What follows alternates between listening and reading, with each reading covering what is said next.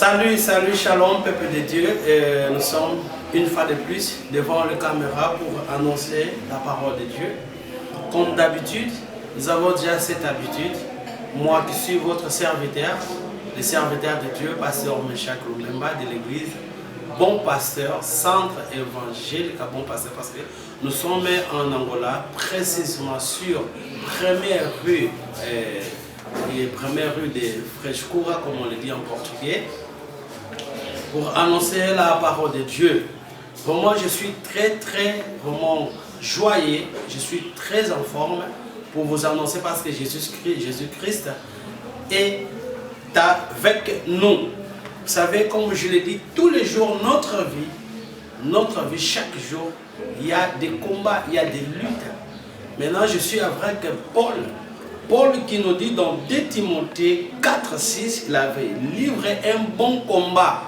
Il avait livré un bon combat. Pourquoi il a réussi dans son combat? Peut-être les 5 éléments, nous allons vous les dire, afin que vous puissiez les mettre en pratique pour que votre combat aussi soit un combat réussi, un combat avec succès. Maintenant, nous sommes dans le livre de Josué 1 et Néhémie 4. Vous voyez, Josué voulait livrer un combat. Cela veut dire qu'il devait conquérir les terres promises par Dieu. Donc, ce n'était pas facile. C'était un combat très grand pour lui. Mais il avait besoin de quelques éléments pour faire mieux ce combat. Je dis, Josué ne savait pas en question les personnes qui étaient ses ennemis futurs. Et nous avons, par contre, de l'autre côté, dans Néhémie 4, nous avons Néhémie. Néhémie, au moins, savait les gens qui les combattaient. C'était les Sambala, c'était les Tobija, c'était les Arabes, c'était le peuple-là qui était venu pour les démotiver, afin que ce combat ne soit pas un combat loyal. Et je t'ai dit par rapport à ces messages que nous sommes de dire, le premier élément, nous devons savoir et connaître les ennemis. Si tu ne connais pas tes ennemis, ça serait un peu difficile. Nous avons des ennemis qui viennent te dire directement, c'est comme Néhémie. Ils démoralisaient, ils sont venus combattre Néhémie. Ils ont dit, nous allons les combattre. On va voir s'ils vont réussir. C'est peut-être ces gens-là qui te disent aussi, nous allons te combattre, nous allons les combattre. Nous allons voir s'il va réussir dans son mariage. Nous allons voir s'il va réussir dans son entreprise. Nous allons voir s'il va réussir dans sa vie. Nous allons voir s'il va réussir, il est en train de faire quelque chose. Donc il y a des ennemis que nous ne savons pas, mais ils sont de notre côté.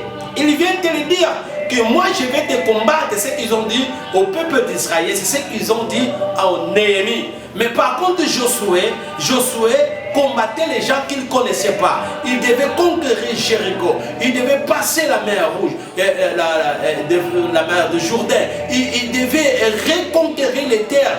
Prenons par exemple Haï. Il combattait les gens qu'il ne connaissait pas. Bien-aimé de Dieu, tu dois découvrir, tu dois identifier tes ennemis. Il y a des gens peut-être que nous appelons sur nos amis, mais par contre ce ne sont pas nos amis. Ils sont là pour nous étudier, ils sont là pour nous connaître. Mais je veux que tu le fasses dans le sens contraire. Tu dois décrire, tu dois identifier tes ennemis. Dans ta vie, ce que tu fais, tu dois les identifier. Identifier dans ton travail, identifier dans ta famille, identifier les gens qui sont de ton côté et les gens qui ne sont pas de ton côté. Donc le premier élément pour faire un bon combat, pour faire une bonne bataille, tu dois identifier tes ennemis. Les gens qui ne t'aiment pas, les gens qui ne t'aiment pas, les gens qui te veulent du mal. C'est pour ça que nous avons dit que Josué, il devait savoir comment est Haï pour combattre Haï. Il devait savoir comment est Jéricho pour reconquérir Jéricho. Il devait savoir qui sont dans Jéricho pour les combattre. Sans le savoir, ça serait un peu là difficile. Tu dois connaître ces gens-là, ils se croient de ton côté, c'est pas à la bouche, mais du cœur, ils sont loin de toi. Ils veulent seulement conquérir ce qui est en toi. Ce qui est en toi, c'est la promesse. Ce qui est en toi, c'est la bénédiction. Ce qui est en toi, ce sont des projets meilleurs. Ils sont là pour dominer, ils sont là pour connaître, savoir, afin qu'ils te fassent la guerre. Mais toi, tu dois le faire dans le sens au contraire. Deuxième chose, des éléments que nous avons dit, parce que nous avons dit au début, nous avons 5 éléments. Le premier élément que j'ai bien dit, tu dois identifier, connaître tes ennemis. La deuxième chose, il faudrait que tu enlèves la peur.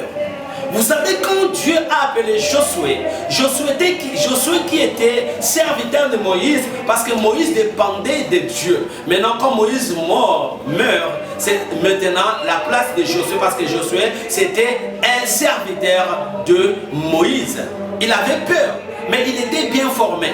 Moi, je me souviens dans la Bible, quand Moïse était dans la tente d'assignation en train de prier, Josué apprenait. Quand il était dans la montagne, souvent il amenait Josué pour qu'il apprenne. Donc, je répète tout le jour à dire que la formation est aussi mieux. Maintenant, tu peux être formé. Si tu as de la peur, tu ne vas pas réussir dans ton combat. Tu dois enlever la peur. Josué avait peur.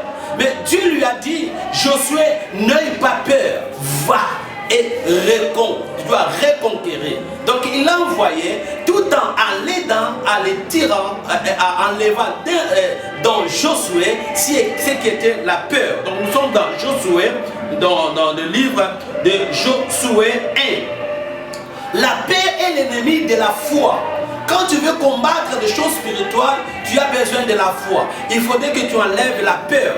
La peur est ennemie de la foi. Donc tu ne vas pas avoir peur de ces gens-là qui vont combattre ta chair. Tu ne peux pas avoir peur des démons. Tu ne peux pas avoir peur de sorcier, parce que celui qui est en toi est plus que ces gens-là. Celui qui est en toi est plus que fort. Celui qui est en toi est le grand combattant. Il a combattu le diable jusqu'à donner son corps sur la croix pour sauver la nation, pour sauver le monde, pour sauver l'humanité. Donc celui qui est en toi est plus que celui qui est dans le monde.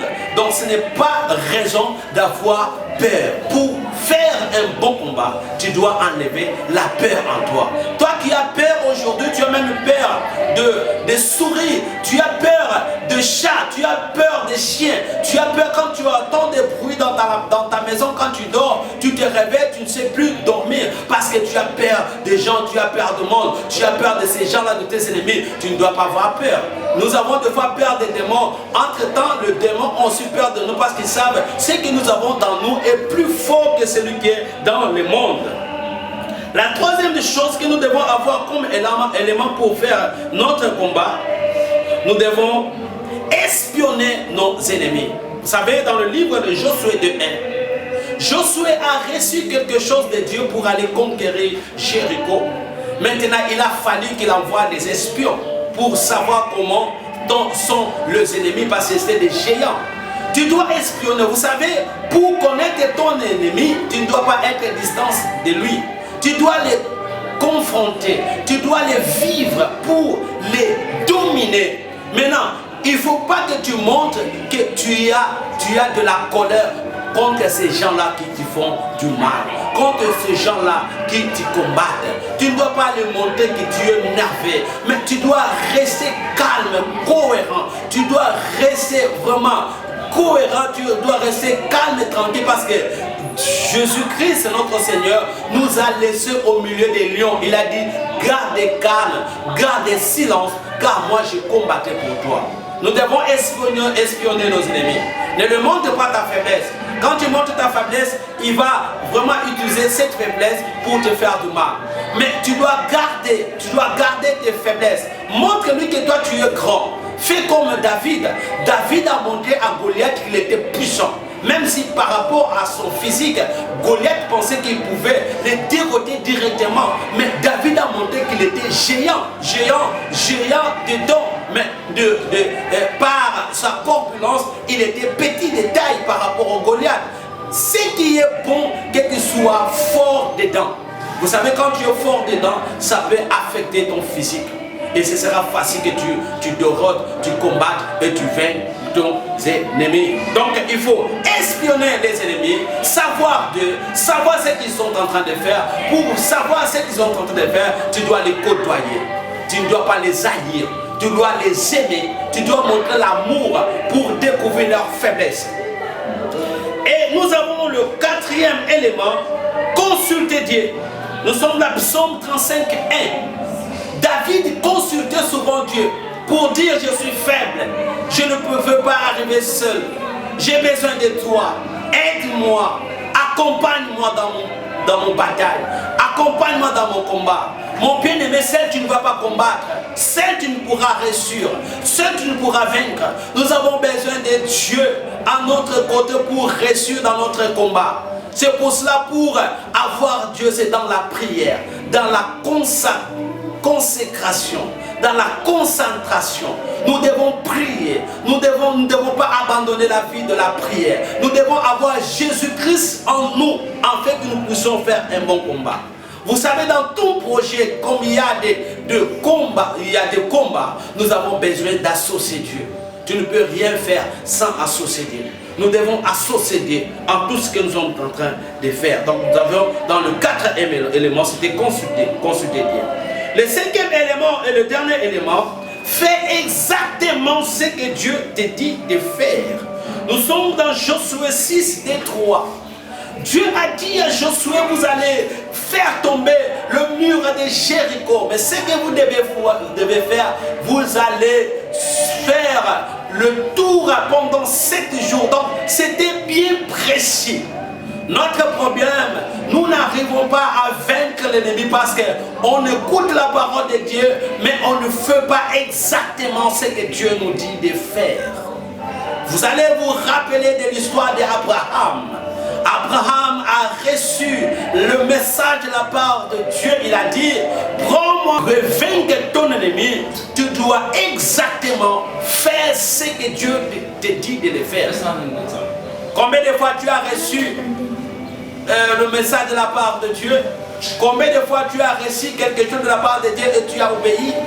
Et des fois nous n'obéissons pas, nous regardons notre intérêt. Nous voulons faire ce qui nous sont de notre gré. Et nous négligeons ce que Dieu nous dit de le faire. Vous savez, tout ce que Dieu nous dit de le faire se trouve dans la parole de Dieu. Aujourd'hui, nous nous contentons, nous nous appuyons à des choses passagères. Nous voulons montrer ce que nous sommes. Nous négligeons ce qui est Dieu. Et pourtant, nous devons mettre Dieu en première position. C'est pour cela notre apôtre Paul, il a combattu jusqu'à la fin dans 2 Timothée 4, 7, il a dit, j'ai combattu les bons combats. Parce que Paul a reçu la parole de Dieu. Paul a découvert ses ennemis. Paul, il a consulté Dieu. Sa vie était une vie de prière, une bonne connexion avec Dieu. Bien-aimé de Dieu, tu as beaucoup de combats, tu as besoin de ces 5 éléments. Si tu le mets en pratique, vous allez voir que Dieu sera de ton côté et tu feras un combat loyal. Et tu vas réussir, tu vas vaincre l'ennemi. C'est ça la parole d'aujourd'hui, c'est ça le pensée d'aujourd'hui. Que Dieu vous bénisse. Dans notre prière d'aujourd'hui, nous voulons que vous vous souvenez de notre Seigneur Jésus-Christ. Nous voulons que vous mettez Christ en première position. Nous voudrions que vous soyez toujours victorieux. Parce que nous avons reçu quelqu'un qui est victorieux. En lui, nous sommes plus que vainqueurs. D'ailleurs, ce n'est pas toi qui va combattre. C'est lui qui va combattre de ton côté. Mais toi, tu vas seulement dire, je suis victorieux. Que mon Dieu te bénisse. Je vais seulement te rappeler qu'à partir de Dieu, le 22 jusqu'au 26, nous avons notre activité. Notre activité, c'est la compte finale, comme on le dit, compte finale en portugais. C'est la compte finale, compte finale. Nous approchons de fin de l'année. Nous voulons faire les balances de notre vie. Et ces balances, on les fait avec Dieu. C'est pour cela que vous êtes invités dans notre centre évangélique, notre église sur première rue de Freshkura. Nous sommes en Angola, précisément à Luanda, nous sommes à Petangol. Nous invitons dans cette activité qui va commencer les 22. On sera là à partir de 16h jusqu'à 18h30. Et puis les dimanches, normalement dans notre église, nous avons 2 cultes.